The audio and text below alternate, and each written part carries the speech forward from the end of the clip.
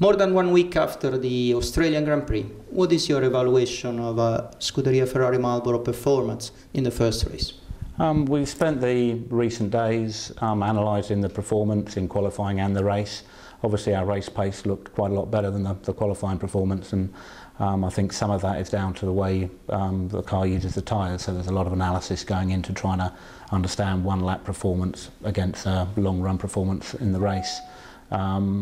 And similarly we've also been looking at the aerodynamic characteristics of the car, trying to understand where we can improve it, where we think there's more potential to be had. So we've been basically developing a test program that we'll be working through in Malaysia.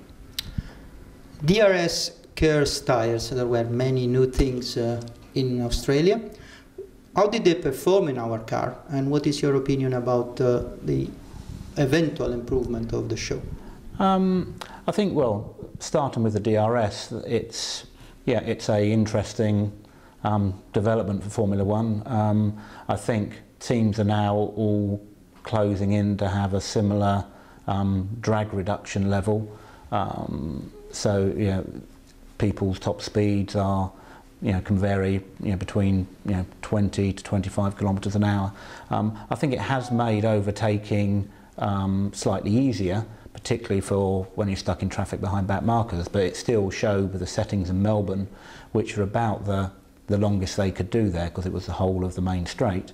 It's still difficult to overtake cars on a similar performance. So you need to be within something of the order of 3/10 of someone in the last corner to be able to get alongside them by the end of the start-finish straight.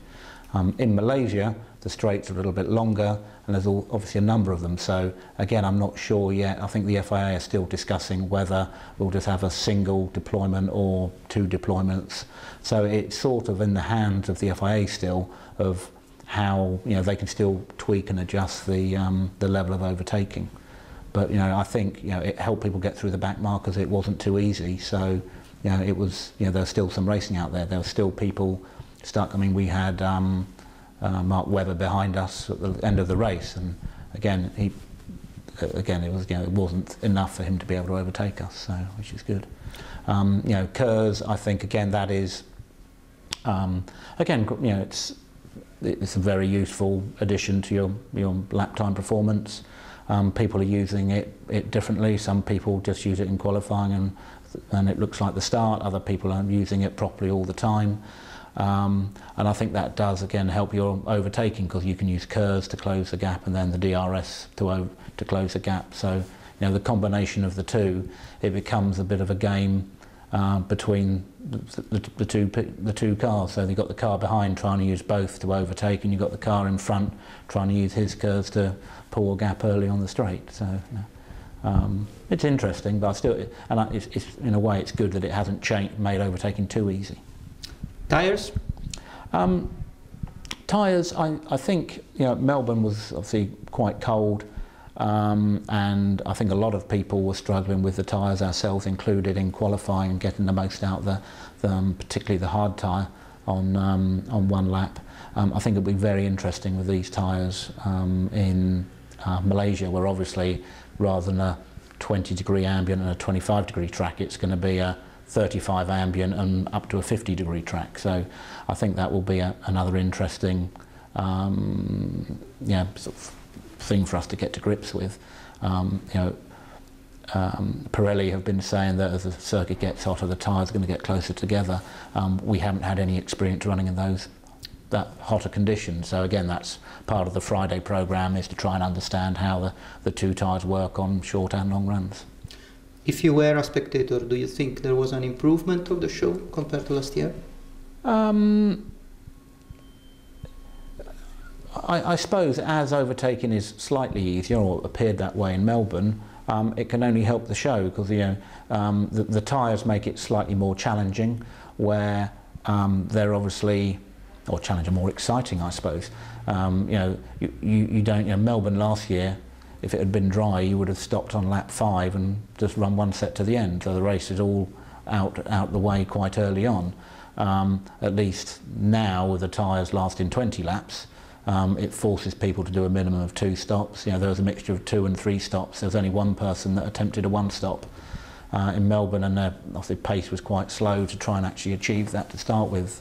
So you know, it's a good mix, but I think you know the you know, tyre-wise it will change again with the temperature. So again, will it be that situation in Malaysia? It's hard to say at the moment. What can be done between 2 races like Australia and Malaysia to improve our performance? Well, it's a it's you know, these years it's a constant development. So I say we've been analysing our sort of qualifying and race performance. There's a few little things we want to try and change and improve, which we're adding into an already busy test programme. So there's quite a few aerodynamic updates that we have got coming through for Malaysia, and to that we've added 3 or 4 additional aero test items just to try and understand the car better. I would think we'll also have some parts to test between Malaysia and China. So it's just these years it's a constant development all the way through the year. Talk about the Sepang circuit. What are the main characteristics? What does a car need to be a winning car there? Well, I suppose the first and obvious thing is being in the temperatures that you're running in there.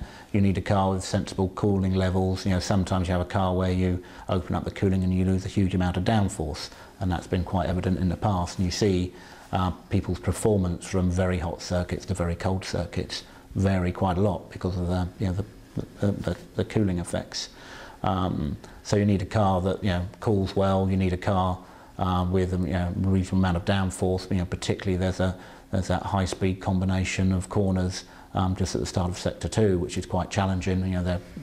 It's a good all-round sort of combination circuit. And I suppose the other thing you're always looking at in Sepang is that when do the showers turn up in the afternoon, just to make either qualifying or the race more exciting. Do you think on the engine side this can be a decisive factor more than in Melbourne? Well, I think in Melbourne the engines are, well, the cooler conditions obviously give the engines an easier time. It should all be quite easy for people just to control, cooling levels to make sure. I must admit, I can't remember the exact power effect differences between the two tracks.